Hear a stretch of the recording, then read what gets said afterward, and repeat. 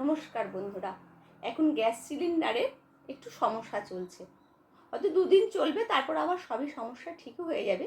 কিন্তু এই দুদিন আমরা একটু সমস্যায় আছি। কি করে সেটা আমরা ঠিক করব, তার জন্য আমি একটি ছোট্ট ভিডিও বানিয়েছি। আপনারা দেখুন কি করে কম টাইমের মধ্যে কম গ্যাস খরচ করে আমরা রান্না করতে পারি। কারণ রান্না তো আমাদের বন্ধ রাখলে চলবে না। আমাদের এটা সকাল বিকাল আমরা রান্না করি আর করে থাকি। সেটা কি করে আমরা একটু গ্যাসের প্রতি নজর দিয়ে আমরা রান্নাটা করতে পারবো, তার জন্য আমি ছোট্ট ভিডিও একটি এনেছি। আপনারা অবশ্যই ভিডিওটি দেখুন। যদি আপনাদের কোনো উপকারে আসে তাহলে আমার খুব ভালো লাগবে। টিপস নাম্বার 1, আমরা যখন ভাত রান্না করি তখন ডাইরেক্ট গরম জলের মধ্যে চাল না দিয়ে আমরা কিন্তু চালটাকে 2 ঘন্টা আগে ভিজিয়ে রাখতে পারি। সেই জন্য ভিজিয়ে রেখে ভালো করে ধুয়ে নেব, 2 ঘন্টা ভিজিয়ে রাখবো।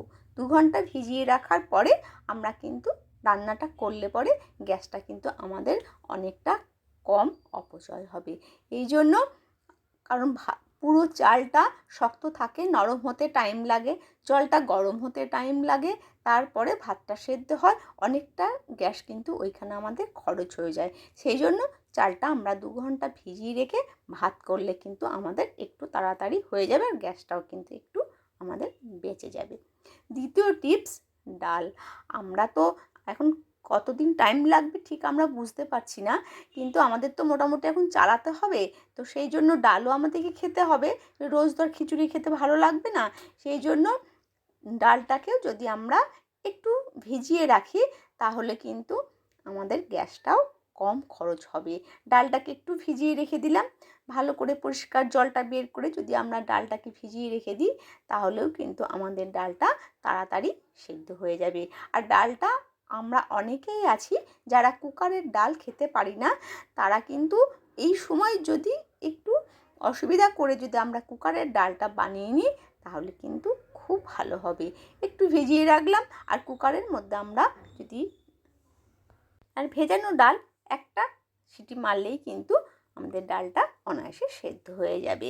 তো বেশি জল দেবেন না, সম পরিমাণ মতো জল দিয়ে আমরা 2টো সিটি দিলেই কিন্তু কুকারের ডালটা একটু শক্তও থাকবে।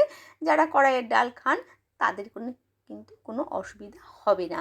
সেই জন্য একটু কুকারে করে ডালটা যদি করে নেন তাহলে কিন্তু এই সময় আমাদের গ্যাসটা অবশ্যই বেঁচে যাবে। তো বন্ধুরা, এইটুকুনি যদি আপনারা সবাই করেন তাহলে কিন্তু কোনো আমাদের ভয় থাকবে না।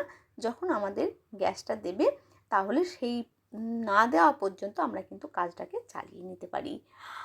তৃতীয় টিপসটি হলো, আমরা যখন রান্না করব কড়াই হয়তো অনেক সময় আমরা ধুয়ে নিই। এই কড়াইটা কিন্তু আমরা জল শুদ্ধ গ্যাসের মধ্যে কিন্তু আমরা বসাবো না। যখন আমরা রান্না করব তখন কিন্তু কড়াইটাকে মুছে নেব, তারপরে কিন্তু আমরা কড়াইটা গ্যাসের মধ্যে বসাবো। তাহলে এখানেও কিন্তু একটু গ্যাস আমাদের সাশ্রয় হবে। এই ছোট্ট ছোট্ট জিনিস যদি আমরা মাথায় রাখতে পারি তাহলে আমাদের কোনো আর ভয় থাকবে না। আবার এক সময় আমরা আবার কি করি, গ্যাস জ্বালানোর পরে কড়াই বসাই। সেটা কিন্তু এই মুহূর্তে এখন একটু বন্ধ রাখতে হবে। রেখে কি করতে হবে, যখন আমরা কড়াইটিকে গ্যাসের মধ্যে বসাবো তারপরে আমরা কিন্তু গ্যাসটা ধরাবো, তাহলে ওখানেও কিন্তু আমাদের একটু গ্যাস সঞ্চয় হবে। আসা যাক পরবর্তী টিপসে। আমরা যখন দুধ গরম করব তখন কিন্তু আমাদের এই মুহূর্তে এখন কিন্তু দুধটার পাশে আমরা অনেক সময় কি হয়, দুধ বসিয়ে একটু জাস্ট গেলেই দুধটা কিন্তু পড়ে যায়। এখন কিন্তু তা করলে হবে না। অনেক সময় আমাদের কি হয়, দুধ পড়ে কিন্তু বার্নারটা বন্ধ হয়ে যায়। সব বার্নারের সব ফুটোগুলো বন্ধ মোটামুটি হয়ে থাকে। তখন কিন্তু আমাদের সেগুলোকে পরিষ্কার না করলে গ্যাস কিন্তু ভালো করে জ্বলবে না, তাতেও কিন্তু আমাদের একটু গ্যাস অপচয় হবে। আমরা আবার অনেক সময় কি করি, ডাইরেক্ট ফ্রিজ থেকে ঠান্ডা জিনিস বের করে কিন্তু আমরা গ্যাসের মধ্যে গরম করি। এখন কিন্তু সেটা করলে হবে না। এখন আমাদের কি করতে হবে, যদি আমরা ঠান্ডা জিনিস ফ্রিজ থেকে বের করে থাকি তাহলে মোটামুটি আধা ঘন্টা কিন্তু বাইরে রাখতে হবে। বাইরে আধা ঘন্টা রাখার পরে আমরা সেই জিনিসটা গরম করে নেব। তাহলে গ্যাসটাও কিন্তু আমাদের একটু ওইখানেও কম খরচ হবে। তো বন্ধুরা, এই ছোট ছোট জিনিস যদি আমরা এখন মাথায় রাখি, আমাদের কোনো সমস্যা কিন্তু হবে না।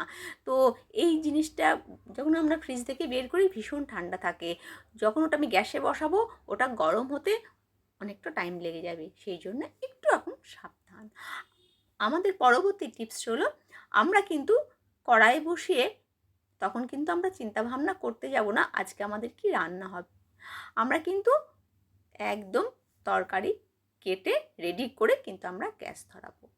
আর যখন আমরা রান্না করব এই সময়ে তখন কিন্তু সবজিগুলো আমরা পাতলা পাতলা আর সরু সরু করে কিন্তু কাটবো, কারণ সেদ্ধ হতে কিন্তু আমাদের বেশি টাইম তাহলে লাগবে না। আর মোটা মোটা যদি আমরা কাটি তাহলে কিন্তু অনেকটা টাইম লেগে যাবে। সেই জন্য এই মুহূর্তে আমরা কিছু কিছু দিকে আমরা নজর দেব, তাহলে কিন্তু আমাদের কিন্তু আর ভয় থাকবে না। তো সমস্ত হাতের কাছে জোগাড় করে নিয়ে কিন্তু আমরা রান্না শুরু করব, আর গ্যাসটা তারপরে আমরা ধরাবো। রান্না যখন আমরা করব, অনেকে তো কুকারে খাবার খেতে পারে না সবজি, সেই জন্য আমি কড়াই যারা করবে তারা কিন্তু যখন এইভাবে তরকারিগুলো নাড়বে তখন কিন্তু ঢাকা দিয়ে দিয়ে নাড়লে পরে কিন্তু তাড়াতাড়ি তরকারিটা আমাদের সেদ্ধ হয়ে যাবে। তা বন্ধুরা, ছোট ছোট জিনিসগুলো যদি মাথায় রাখি তাহলে আমাদের আর কোনো সমস্যা হবে না। এইভাবে একবার করে ঢাকনা দেব আর ঢাকনা খুলবো, তাহলে কিন্তু তরকারিগুলো আমাদের একটু নরম হয়ে যাবে। আর তরকারি যখন আমরা জল দেব তখন কিন্তু জলটা একটু গরম হলে খুব ভালো হয়। আর গরম জল আমরা কি করে করে নেব, যখন আমরা রুটি বানাবো, যখন আমরা ভাত করব, তার উপরে কিন্তু আমরা গরম একটু ঠান্ডা জল যদি আমরা নর্মাল জল রেখে দিই, হালকা গরম কিন্তু আমাদের হয়ে যাবে, সেই জলটা আমরা তরকারির মধ্যে দিয়ে দেব। আর তরকারির জল কিন্তু সবসময় সমপরিমাণ দেবেন, মানে সেদ্ধ হওয়ার মতো বেশি কিন্তু এই সময় অযথা জল দিয়ে গ্যাসটা কিন্তু নষ্ট করবেন না। একদম পরিমাণ মতো বুঝতে পারবেন যে এই জলটুকুনিতে আমার তরকারিটা নরম হয়ে যাবে, সেই জলটুকুই আপনারা দেবেন। তো বন্ধুরা, আমার টিপসগুলো আপনাদের কেমন লাগলো অতি অবশ্যই কিন্তু কমেন্টস করে জানাবেন। সর্বশেষ টিপস হলো বোনাস টিপস। আমাদের রান্নার শেষে আমরা কিন্তু সিলিন্ডারটা বন্ধ করতে কিন্তু একদমই ভুলবো না। এই নবটা বন্ধ করে দেব, তারপরে গ্যাসের নবটা, বার্নারের নবটা বন্ধ করব। কারণ যদি আমাদের পাইপের মধ্যে একটু গ্যাস থেকে থাকে সেটাও কিন্তু আমাদের জ্বলে যাবে। আর যদি পাইপ লিকেজ থাকে তাহলেও কিন্তু আমাদের আর গ্যাস কখনো বের হবে না। টিপসগুলো যদি ভালো লাগে অবশ্যই কমেন্টস করে জানাবেন।